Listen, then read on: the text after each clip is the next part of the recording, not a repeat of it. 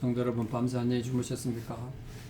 함께 또 찬양드리며 하나님 예배자로 나가겠습니다. 212장 예전 찬송 347자입니다. 212장 예전 찬송 347장 겸손히 주를 섬길 때 찬양드립니다.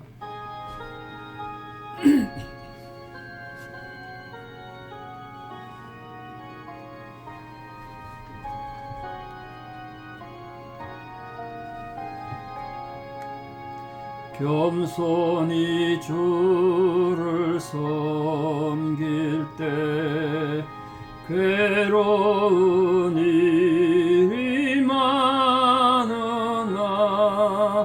구주여 내게 힘주사 잘 감당하게 하소서.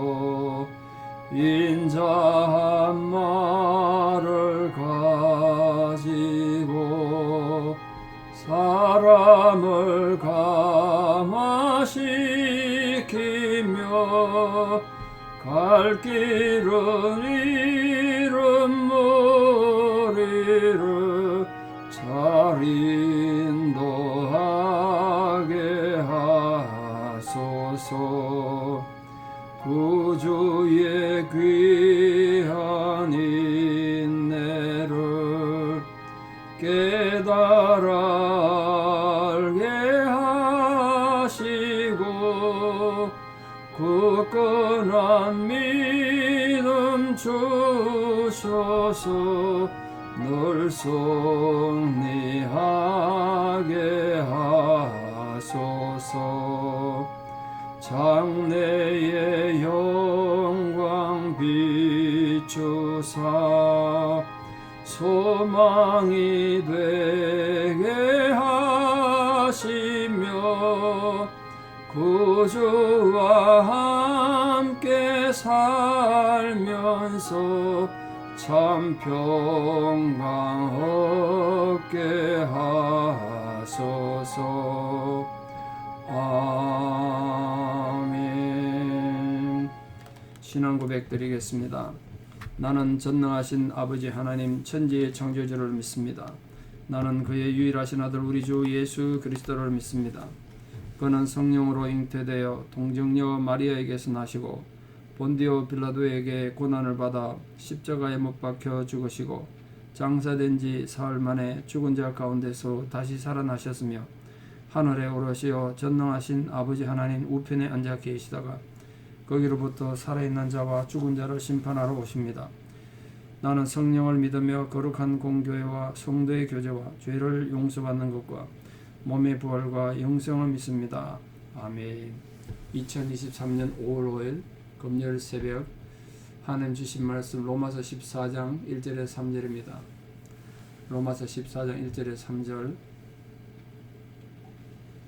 이제부터 내일 토요일인데 교회에 와서 예배드리고 함께 청소도 하고 교회를 좀 돌보고 하겠습니다. 로마서 14장 1절에 3절 봉독해 드리겠습니다. 믿음이 연약한 자를 너희가 받되 그의 의견을 비판하지 말라. 어떤 사람은 모든 것을 먹을 만한 믿음이 있고 믿음이 연약한 자는 채소만 먹느니라. 먹는 자는 먹지 않는 자를 업신여기지 말고 먹지 않는 자는 먹는 자를 비판하지 말라. 이는 하나님이 그를 받으셨습니다. 아멘. 참 놀랍게도 이 초대교회가 막 생기고 대부분 교회들이 우리 성경에 등장하는 대부분의 교회들이 분쟁이 있었던 것으로 성경에 기록되어 있습니다. 기록된 것만 그렇습니다. 기록되지 않은 것도 많겠죠. 참 안타까운 일 아닙니까? 하나님의 교회고 이제 교회가 시작된 지 얼마 되지도 않았는데 왜 교회마다 내적인 분열이 있었을까요? 우리 고린도 교회의 분열을 봤습니다만 고린도 교회만이 아닙니다. 많은 교회들이 그랬어요. 구약 시대, 구약의 이스라엘 백성들도 내란도 있고 가족 중에 싸움도 있었습니다만 이 바울이 세운 대부분 교회들이 바울이 세운 교회인데 그 바울이 세운 교회도 분열을 일으켰습니다. 우리 이미 고린도 교회의 분열에 대해서는 보셨습니다만 인간 지도자들의 이런 분열도 있었고 고린도 교회는 서로 고발하고 막 그랬습니다. 고소도 하고. 그래서 바울이 세상 법정에 왜 고소하냐? 교회 문제를 그때 벌써 여러분 생각해 보세요. 교회 생긴 지 얼마나 됐겠어요? 교회 안에 갈등이 있어서 세상 법정에 고소했단 말이에요. 그래서 바울이 어떻게 교회 문제를 세상 법정에 고발하냐. 요즘 뭐 그런 일이 흔합니다만 그때 벌써 교회가 생긴 지 뭐 100년이 됐도 안 하고 몇십 년, 겨우 10년, 20년 그 초기에 교회를 갈등에 있어서 세상 법정에 고소했다. 참 고민이 되죠. 갈라디아 교인들은 거짓 교사들 가르침을 받는 교인들이 생겨나는 바람에 또 서로 다투어도 생명이 기록됐어요. 목사 설교만 듣고 잘 있으면 좋을 텐데 여기저기 다니면서 이 거짓 교사들 가르침을 받고 교회 가져와서 이게 진리다고 싸웠다는 거예요. 갈라디아 교회 참 고민되죠. 또 에베소와 골로새 교인들도 싸웠는데요. 이 그리스도 안에 마음이 하나가 안 돼가지고 서로 싸웠다는 기록이 있습니다. 빌립보 교회는 또 두 여자가 교회 안에 두 여자가 지도자가 돼가지고 각 여자를 따르는 그런 교인들은 나눠져 가지고 두 여자 때문에 분열됐다는 기록이 있습니다. 참 희한하죠. 근데 오늘 읽은 이 로마서에도 교회 안에 문제가 생겼는데 이건 또 희한하게 먹는 것 때문에 식사하는 것 때문에 또 절기 문제 뒤에 보면 또 절기 문제도 나오는데 이런 것들 때문에 문제가 생겼습니다. 특히 이제 오늘 본문에 고기 먹는 문제가 갈등이 돼가지고 고기를 먹는 건 죄다. 채식주의 해야 된다. 그랬다는 거예요. 또 절기 때문에 어떤 교인들은 유대 절기들을 율법 지켜야 되는 거죠. 유대 절기들 다 지켜야 되고 그거 안 지키면 죄다. 이렇게 생각했다는 거예요. 만약 이들 각 교인들이 자신들의 신념 스스로 지키는 것으로 거쳤다면 갈등이 안 됐겠습니다만 자기처럼 생활하지 않는 사람, 자기처럼 행동하지 않는 사람 비판하고 자신이 옳다는 거야. 자기가 옳아. 언제나 그런 자기 주장, 자기의 이게 참 고민인데요. 초대교회 안에 벌써 이런 일이 있었다는 건 참 인간의 죄악의 뿌리가 얼마나 깊은가 보여주죠. 로마 교회 분열은 이런 것 때문에 생겼어요. 먹는 게 뭐가 중요하겠습니까? 근데 먹는 문제 때문에 교회가 이렇게 분열이 생겼다는 거예요. 그래서 바울이 성경에 쓸 정도예요. 현대교회도 뭐 이런 분열이 수탁이 많죠. 성경에 분명히 정의되어 있지 않은 문제라면 이제 문제가 더 심각합니다. 성경에 딱 되어 있는 건 성경 따라가면 되는데 성경에 없는 문제들 때문에 뭐가 진리인지 어떻게 살아야 되는지 모르니까 고집 센 사람, 목소리 큰 사람이 막 이기는 거죠. 사도 바울은 이 로마서 14장을 통해 가지고 이 교회 안에 가치 판단의 기준이 불분명한 거. 어떻게 하는 것이 하는 뜻이냐? 서로 아무도 몰라. 이런 문제들을 해결할 수 있는 중요한 근거를 함으로써 당방 이거예요. 교인들이 서로 화합해야 된다. 그리고 어떻게 무슨 일을 하든지 성경에 없는 것들, 기준이 없는 것들을 어떻게 행동할 것인가 기준을 세웠는데 바울은 이렇게 결론을 맺었습니다. 무슨 행동을 하는 건 좋은데 믿음으로 쫓아하지 않은 모든 건 죄다. 믿음에 바탕하지 않은 행동은 죄라는 거예요. 자, 오늘 대두된 로마 교회 음식 문제 좀 무슨 문제가 있었나 보겠습니다. 음식 문제 때문에 지금 갈등이 생겼는데 자, 믿음이 약한 사람들은 고기 먹으면 안 된다고 생각하고 채소만 먹으면서 고기 먹는 사람은 비판한 거예요. 왜 그럼 고기 먹는 게 문제가 되는가? 두 가지 크게 문제가 있었는데요. 고대시대에 고기는 대개 신전에 올라가서 신전 제사 드렸다가 나온 것입니다. 그러다 보니까 고기를 먹으면 우상 숭배가 되는 그런 생각을 했던 것이죠. 또 하나는 모세 율법 중에 성결법 중에 레위기에 보면 음식에 대한 규정이 있죠. 정한 음식과 부정한 음식, 먹어도 되는 음식, 먹어서는 안 되는 음식, 레위기에서 나눠놓은 것입니다. 여긴 특히 이 정결한 음식만 먹어야 된다. 아마 그런 생각으로 고기를 못 먹게 했던 것 같아요. 그 율법이 규정한 음식 가운데 채소들 외에도 고기도 먹어도 되는 게 분명히 포함되어 있단 말이에요. 그럼 뭐 어떤 거든 간에 신약 시대 와서는 하나님께서 모든 음식을 깨끗하게 하셨다. 베드로를 통해서 하나님께서 고린도 그 지역에 이방인에 대한 잘못된 생각 갖고 있는 이 베드로를 가르치면서 모든 음식은 깨끗하게 하나님 깨끗하게 만든 걸 왜 네가 속되다 하느냐. 그래서 음식 자체는 속된 것이 없다. 그렇게 지금 고린도 어제 사도행전에서 배우셨습니다. 우리가 지금 돼지고기 참 많이 먹잖아요. 한국 사람 삼겹살 얼마나 좋아합니까? 원래 성경적으로 돼지고기 먹으면 안 되거든요.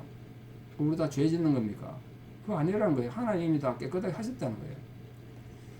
따라서 믿음이 강한 성도들은 뭐 고기든 채소든 뭐든지 못 먹을 게 없죠. 먹으면 돼요.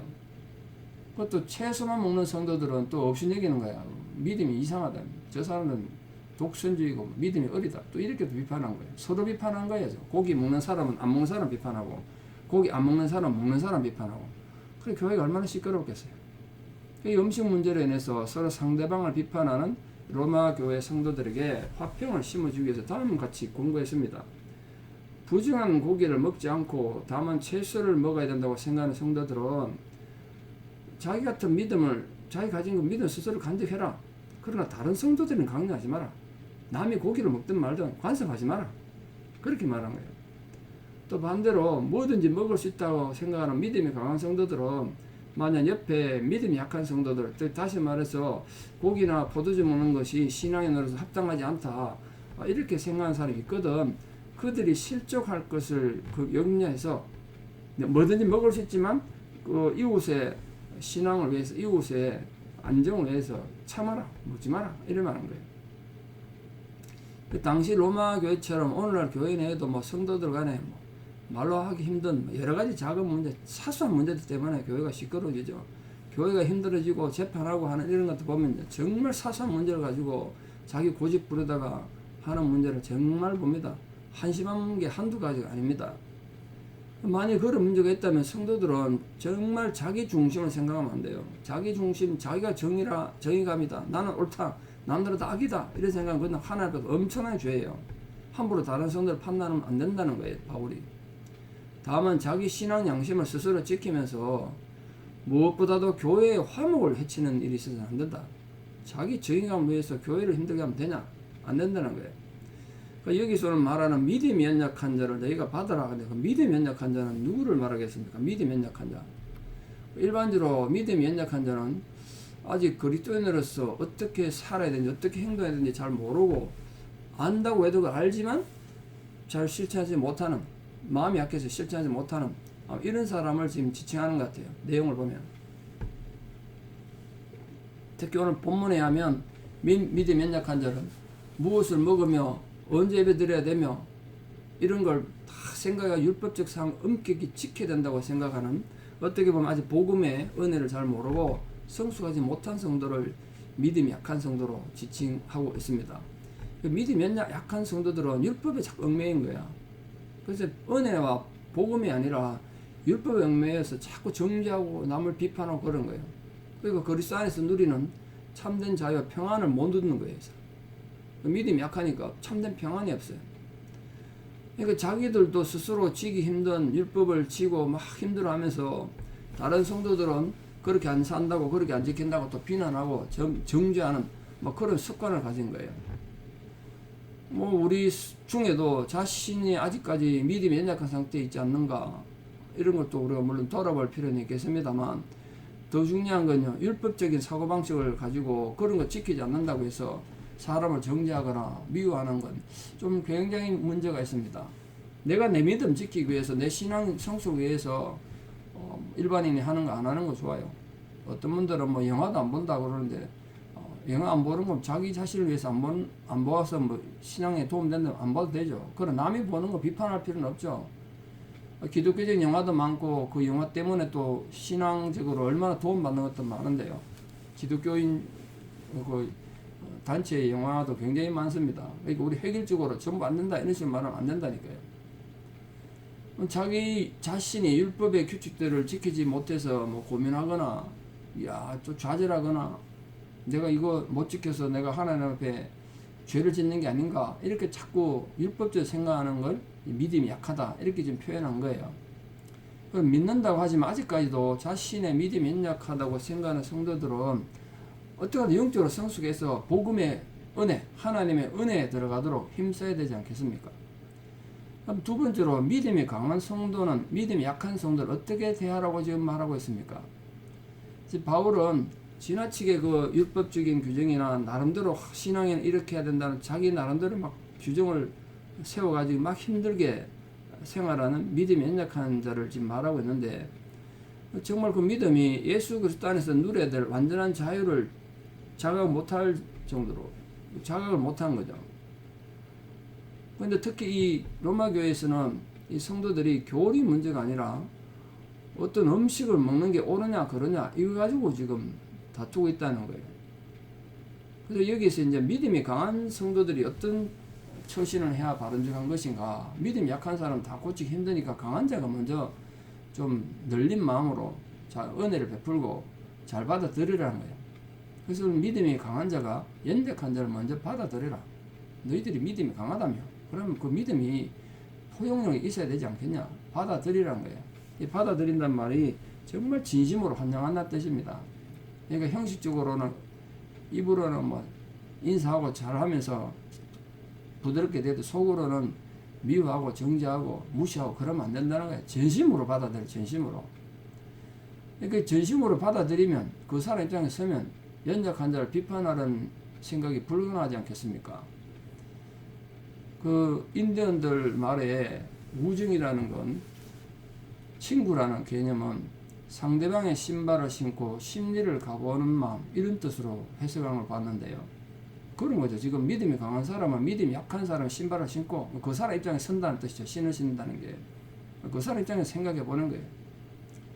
그래서 우리 믿음이 강한 성도들은 약한 자의 생각과 행동을 비판하거나 업신여기지 마라. 바울이 부탁합니다. 왜? 비판 오직 하나님만 하실 일이니까. 뭐 물론 어떤 교회든지 교회 안에 믿음이 약한 성도도 있고 강한 성도가 있겠죠. 강한 성도들은 영적인 진리를 잘 이해하고 또 그것에 따라 행동하니까 아주 성숙하게 행동합니다. 그래서 뭐 유혹이 있고 갈등이 있어도 잘 헤쳐나가고 자기 스스로 잘 지키는 사람입니다. 그러나 약한 성도들은, 믿음이 약한 성도들은 주님이 주시는 그 참된 자유와 평안을 누리지 못하기 때문에 신앙이 성숙하지 못해요. 그럼 믿음이 강한 사람들은 그 믿음이 약한 성도들 경멸하거나 무시하거나 또 그 사람들 열등감 느끼도록, 소외감 느끼도록 해서 되겠냐? 그걸 말합니다. 먼저 믿음이 있다는 너희들이, 또 믿음이 강하다는 너희들이 믿음이 약한 자를 이해하고 받아들여서 그들이 시험에 들지 않도록 함께 마음을 나누고 또 자비를 베풀고 다른 사람 입장에 서서 생각함으로써 교회가 평안을 누려야 된다.